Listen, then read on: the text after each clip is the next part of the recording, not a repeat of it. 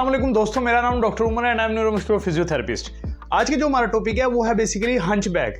Hunchback किस में common होती है, हंचबैक जो है किस वजह से होती है और हंचबैक को करेक्ट करने के लिए हम कौन कौन सी एक्सरसाइज करते हैं, ये सब जानने के लिए चलो चलते हैं अपनी वीडियो की तरफ।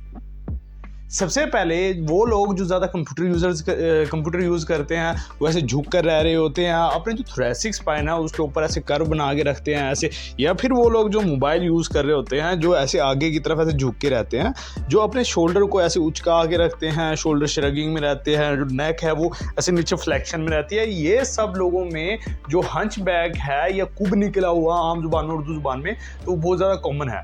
अब उसकी वजह ये है जब हम ऐसे आगे की तरफ ऐसे झुक के रहते हैं तो हमारे जो अपर ट्रेपीजियस होते हैं, उसके अलावा जो बैक के जो शोल्डर ब्लेड के दरमियान के मसल्स हैं या थोरेसिक मोबिलिटी है, या फिर जो उनसे हैं हमारे जो नेक के मसल्स हैं वो ऐसे फ्लेक्शन में रहते हैं। फ्लेक्शन में रह के जो मसल होते हैं वो ओवर स्ट्रेच हो जाते हैं, और जो हमारे जो आगे जो पैक्ट मेजर मसल्स हैं, पेक्टोरलिस मेजर्स वगैरह हैं, तो ये क्या होते हैं, ये ऐसे टाइट हो जाते हैं। वो आगे झुकने की वजह से या आगे मुसलसल जो टेंशन में रहने की वजह से वो टाइट हो जाते हैं। जब कोई चीज़ टाइट होती है वो अपनी तरफ खींच लेगी, जो पीछे जो स्ट्रेच मसल्स है वो अलग हो जाएंगे, जिसकी वजह से हमारा पोस्चर जो है वो ऐसे बन जाएगा, जिसे हम आम जुबान में कह देते हैं कि ये हंचबैक हो गई है। अब हंचबैक में और भी जो उनसे हैं डिफिकल्टीज आ रहे होते हैं। बाद लोग जो होता है हंचबैक के साथ वो कंप्लेन कर रहे होते हैं कि हमें टेंशन हेडेक हो गया। बाद लोग कहते हैं कि हमारे जो होता है गर्दन में पेन आ गई है, शोल्डर में पेन कंप्लेन कर रहे होते हैं। तो ये सारी जो वजूहात हैं, ये जो सारी कंडीशंस होती हैं,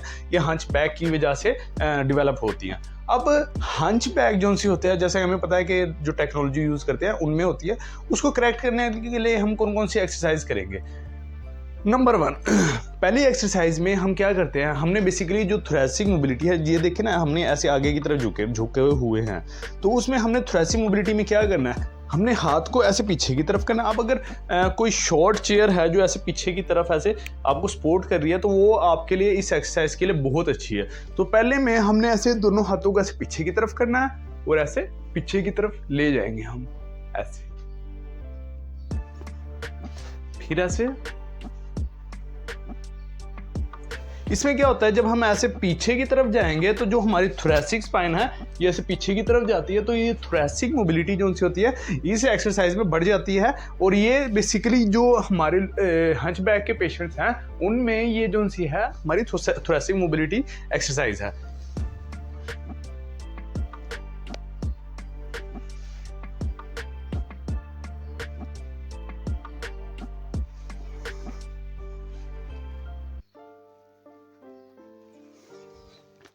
अब जो सेकंड एक्सरसाइज है जो हम हंचबैक के लिए यूज करते हैं, उसमें हमने क्या करना है, हमने एक ऐसे थेराबैंड लेना है। अब इस थेराबैंड को ऐसे हमने थोड़ा सा अलग करना है, ऐसे ऊपर की तरफ लेकर जाना है, फिर ऑल अवे हमने क्या करना है, ऐसे डाउनवर्ड लेकर आना है। फिर इसी तरह हमने ऐसे ऊपर की तरफ लेकर आना है, फ्रंट पर लाए, फिर हमने ऐसे पीछे की तरफ कर दिया।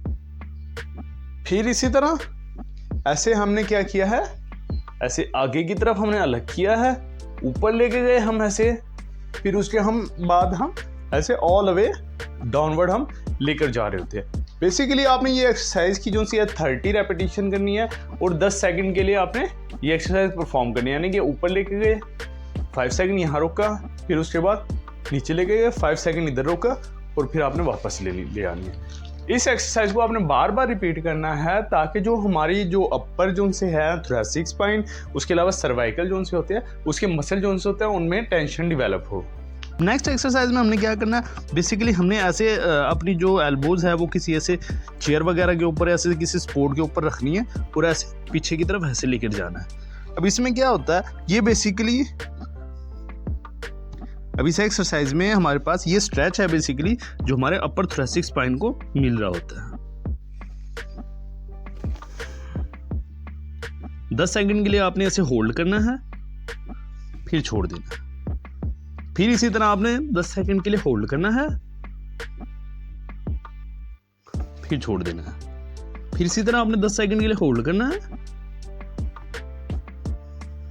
एक्सरसाइज को आपने 10 दफा रिपीट करना है, 10 सेकंड के लिए होल्ड करना है और फिर छोड़ देना है। अब नेक्स्ट एक्सरसाइज में हमने एक थेराबैंड लिया, थेराबैंड को हमने ऐसे होल्ड किया, ऐसे और ऐसे अलग किया कि पीछे के जो हमारे पास दोनों जो शोल्डर ब्लेड्स हैं ये ऐसे इकट्ठे आए।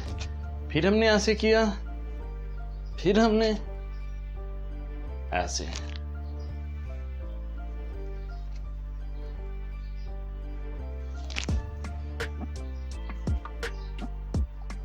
ये आपने 15 रेपिटेशन करनी है, 10 टाइम्स आपने रिपीट करना है।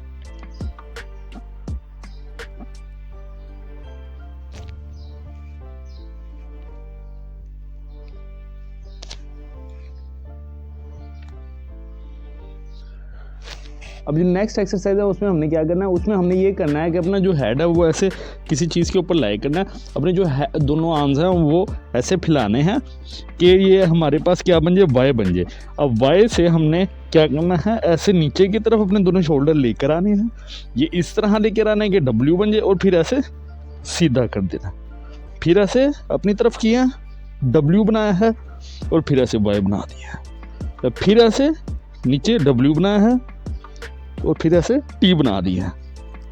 फिर तरह हमने ऐसे दोनों आर्म को ऐसे उठाना है, ठीक है, दोनों को ऐसे नीचे लेकर आना है, हमने डब्ल्यू बनाया, फिर उसके बाद हमने ऐसे फैला दिए और ऐसे हमने टी बना दिया। फिर इसी तरह हमने वापस लेके हमने डब्ल्यू बनाया और वापस वाई बना दिया।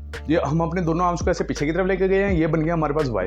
फिर हमने ऐसे नीचे की तरफ किया, ये बना हमारे पास डब्ल्यू। फिर उसके बाद हमने ऐसे बाहर की तरफ किया, ये बना हमारे पास टी।